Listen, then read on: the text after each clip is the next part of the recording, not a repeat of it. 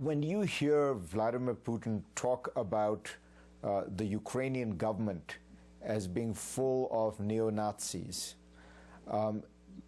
as somebody who is of Jewish descent, how do you react to those statements?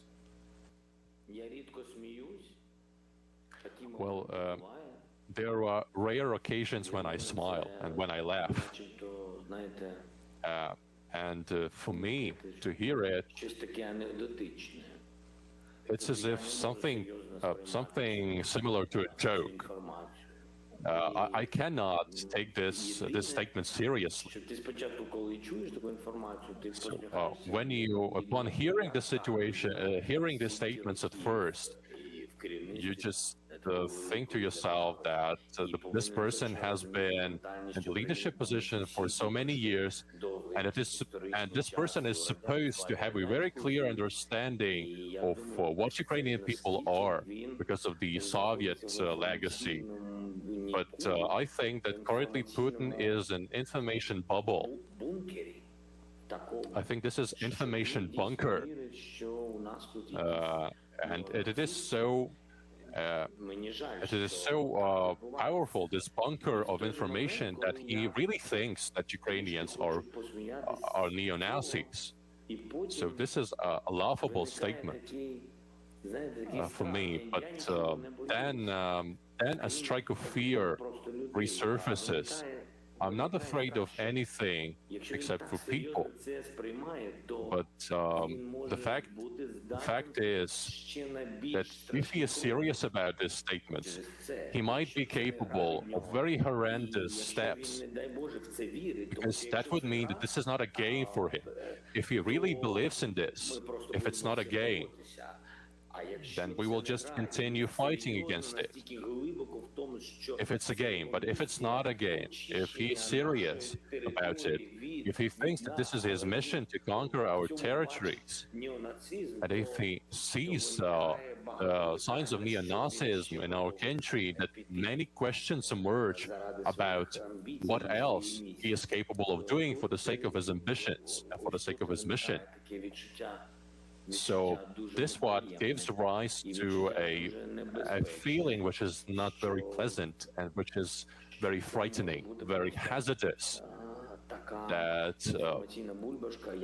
it can be an information bubble which will continue to exert pressure, and it will pressurize Putin to further escalation.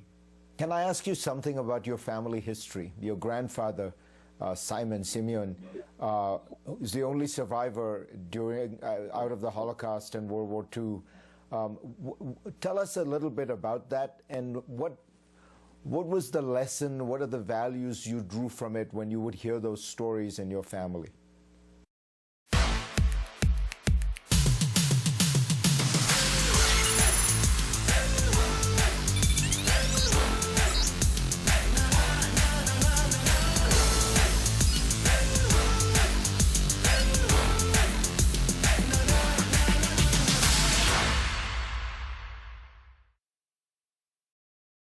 Forever Mark, dünyanın en büyük pırlanta üreticisi Döbriez grubunun pırlanta markasıdır. Dünyada ilk kez pırlantanın kendisi markalı olarak sunuluyor. Şu soruyu çok duyarız. Pırlantam güzel mi? İşte Forever Mark bu sorunun cevabını veriyor. Dünyadaki pırlantaların sadece %1'i Forever Mark olabilecek güzellikte ve kalitede. Güzel, nadir ve sorumluluk ilkesiyle tedarik edilmiş olduklarına dair güvenceye sahip.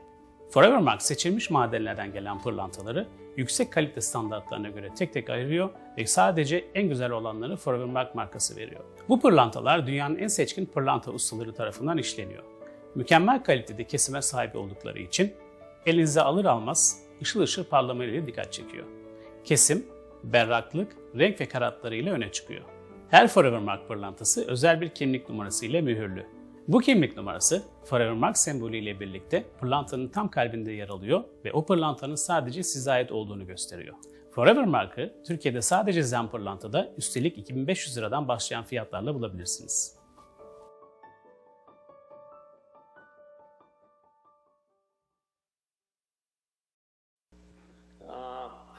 Мій дідусів було 4 брати, вони Well, my grandfather and his four brothers were living in an ordinary village, and then the Second World War started. My grandfather was graduating from military college at that time, and all of his brothers went to war because their father said that they had to protect the country.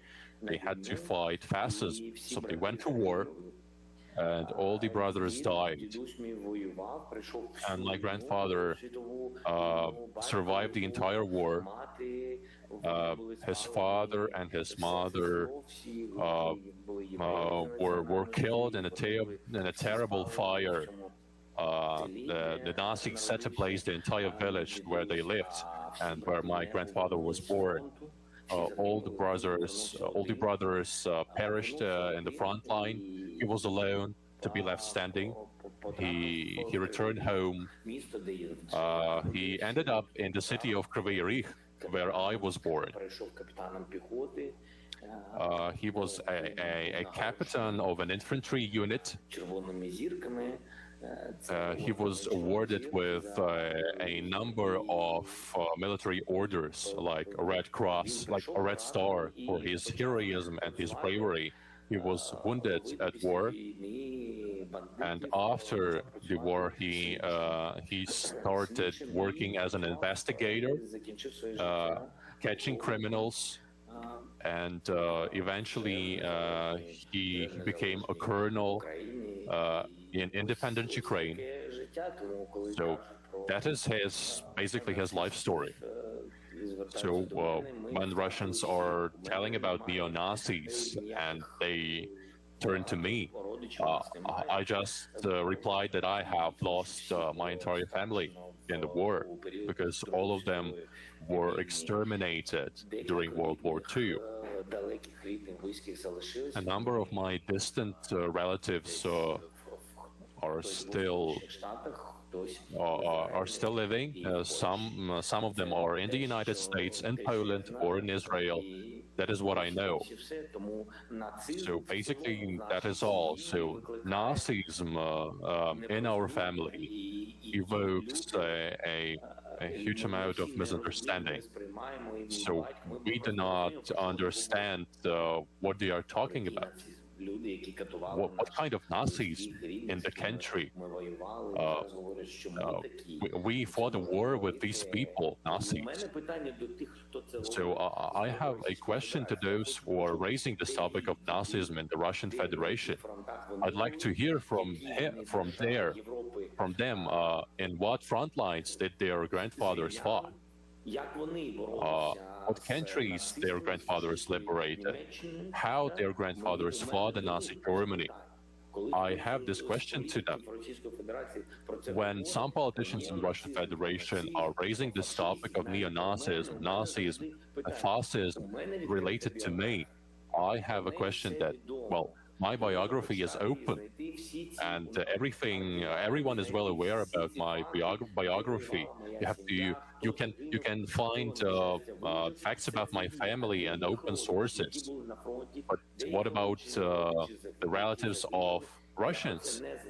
I do not know about anything about their relatives of Russians who fought in the Second World War, who was talking about neo-Nazis. The entire territory of Ukraine was occupied. The Nazi regime occupied the entire territory of Ukraine. And Ukraine fought against Nazis. And by the way, if I'm not mistaken, for more than 70 days, Kiev resisted the offensive of Nazis. It fought the way it is fighting now. It has always been fighting. For many days,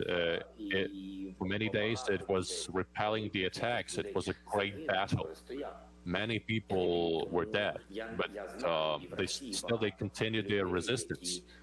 And I know many people in Russia who were occupied and who struggled against Hitler's regime. But Kyiv was occupied, and Moscow was not. For you cannot say They cannot just say about their feelings that Ukraine is a betrayer or that we are neo-Nazis, because Russians are acting in the same manner as neo-Nazis at the moment. If you take a look at the history, at scientific materials, you can just look at what Nazis did. They blockaded Kiev, they blockaded other cities to prevent the supplies of water and food, and this is exactly what Russians are doing now. This is what they are doing in Mariupol. They are just going to the city saying that everything is going to be all right, and that this is Russian territory. They're just claiming it, so their methods have remained unchanged. And the fact is that they are betraying the history of their own homeland, because what we are having now in Mariupol, in Kyiv, they had the same in Leningrad, which is now St. Petersburg, formerly known as Leningrad.